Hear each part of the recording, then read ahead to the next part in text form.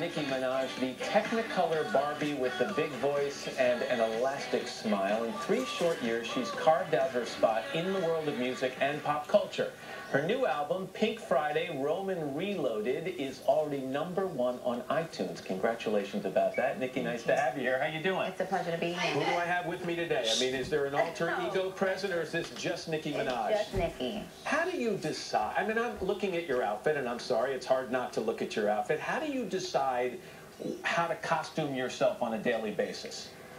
It's always very impromptu. I hate planning stuff. I don't know. Yesterday, actually, I told my stylist, I was like, you know what? I've been doing so much color recently. I just get me black. Put my dentures in black. Put me in black. Black, black, black, everything. And she's like, really? I said, yeah. I mean, I don't know why sometimes it, changes, but today's a black day. See, I look at you and I think this is someone who must have an enormous team of people making all these decisions. Are you involved in every decision? Every decision, every decision. I've always been like that since I was a little girl. I need to be involved. I need to understand it. I need to have everything written out for me. I need to see it. And, I can't just have people make decisions for me. You have credited people like Madonna, Lady Gaga with being inspirations for you. And obviously these are people, as we've gotten to know them over the years, who like to reinvent themselves. Is that the part of them that you admire most? Well, I don't really know Gaga, but as far as Madonna, I've had the pleasure, of working with her, obviously, and I feel like she's really changed and reinvented not only herself, but pop culture.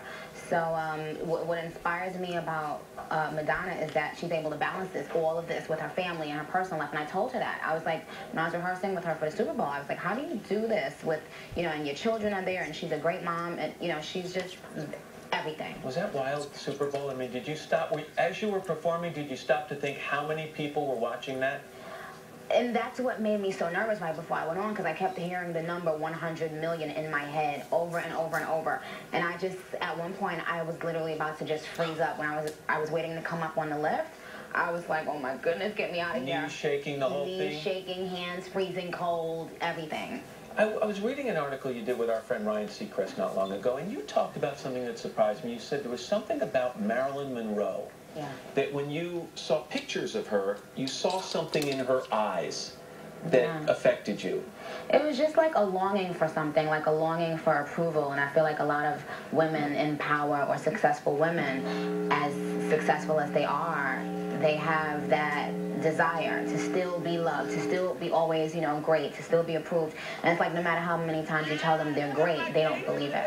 And so are you the type of person who worries with each venture? You've got a sophomore album now. That's what they call it in the industry. In other words, it's your second album. With so much success from the first one, do you get the jitters? Do you think, will people still love this as much? I don't get the jitters at all, because this one is such a... honestly, it's a better album. Like, it's so much more well-rounded. It's way more songs. It's everything is just way more exciting on this album. So I don't have the jitters. I'm really just excited to go touring. I'm about to start my world tour this year, and my fans across seas have been going crazy.